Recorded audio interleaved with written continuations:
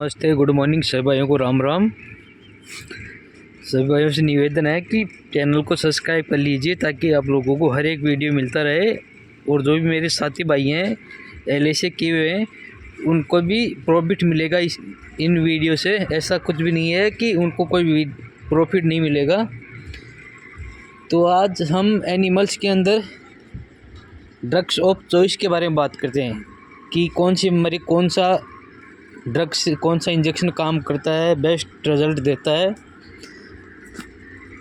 कई तो मेरे भाई ऐसे भी हैं जिनको ये तक नहीं मालूम कि ये इंजेक्शन किस लिए लगाना चाहिए और क्यों लगाना चाहिए, कब लगाना चाहिए, फिर भी वो लगा देते हैं। क्यों? 2 पैसे कमाने के लिए। और इनसे क्या होता है, काश्तकार लोगों को आराम नहीं मिलता है पशु को, तो उनको बार बार अलग अलग डॉक्टर को चेंज करना पड़ता है। अगर वही बंदा वही डॉक्टर या कंपाउंडर बीमारी के अनुसार इंजेक्शन लगाए कि इस बीमारी में ये इंजेक्शन काम करेगा, तो 1 से 2 बार से ज़्यादा ज़रूरत नहीं पड़ती है कि पशु को 3 या 4 बार देखना पड़े। जहाँ तक मैंने जहाँ तक पशुओं को देखा है तो 1 बार के अलावा दूसरी बार नहीं देखा है। तो कई भाइयों को तो यही नहीं मालूम है कि DCR जो इंजेक्शन आता है वो किस बीमारी में ख़ास काम करता है, एंटीबायोटिक। और जो जेंटामाइसिन है वो किस में काम करता है, एंड्रोफ्लोक्सिन किस में काम करता है बेस्ट, अमोक्सिलिन साल्बेक्टम किस में काम करता है और सेफ्ट्राजोन साल्बेक्टम किस में काम करता है। और कई भाइयों को तो ये नहीं मालूम कि स्टेरॉइड दवाई होती क्या है, लेकिन लगा देती हैं और फिर उसका भुगतान काश्तकार या पशुपालक लोग करते हैं। जैसे पशु का तू जाना, यह स्टेरॉइड दवाई की मेन बीमारी होती है। अगर अपन ने वो इंजेक्शन किसी ज्ञापन पशु को लगाया है तो वह श्योर 24 से 48 घंटों के अंदर बच्चे को बाहर फेंक देगा। तो हम बात करते हैं बीमारियों के बारे में, जैसे कि खुरपका मुँह पका FMD बीमारी फैल चुकी है, तो उसके अंदर ड्रग्स सबसे बेस्ट एंटीबायोटिक, क्योंकि एंटीबायोटिक का अहम रोल होता है।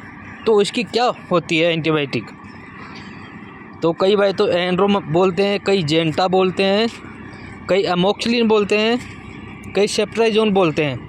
लेकिन इसकी ख़ास बीमारी, चाहे आप जांच पड़ताल कर लेना, चाहे 50 डॉक्टर से पूछ लेना, इसकी ख़ास एंटीबायोटिक होती है DCR।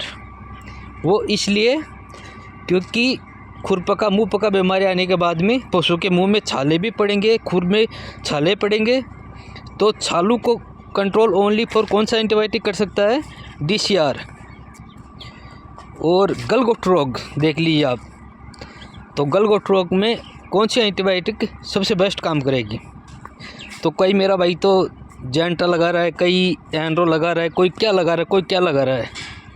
लेकिन चॉइस ड्रग्स ऑफ चॉइस क्या होती है इसकी, सल्फामाइडिन। सल्फामाइडिन अगर हम गलघोटू पेशेंट को लगाते हैं फर्स्ट बार में, अपन को मालूम चल गया कि गलघोटू बीमारी इसके अंदर आ गई, और 3 दिन तक 2 या 3 दिन तक रिपीट कर दिया सेफ्ट्राजोन साल्बेक्टम पूरे बड़े पशु को, जो ब्याने लायक हो उसको अपन 25 से 30 ml IV, तो मैं दावे के साथ कह सकता हूँ कि वो पशु कहीं पर भी नहीं जाएगा। अगर आप इसके अलावा दूसरा ड्रग्स चॉइस करोगे एंटीबायोटिक, तो वो पशु श्योर जाएगा, उसको भगवान भी नहीं बचा सकता, भगवान उसको अपने पास ही बुलाएगा। तो एंड्रो का क्या काम है, जेंटा का क्या काम है, कई भाई सोच रहे होंगे। तो इनका भी कार्य है,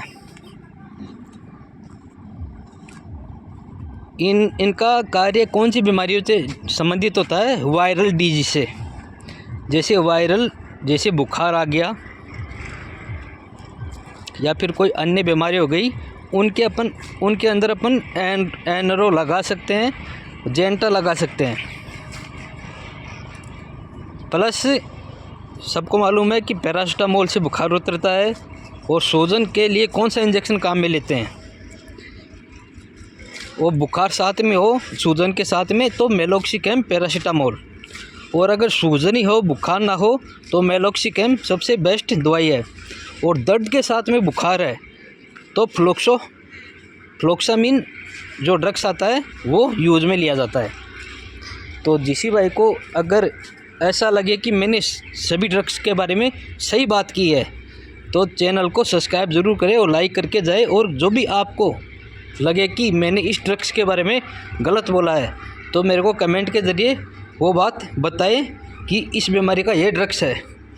थैंक यू, धन्यवाद।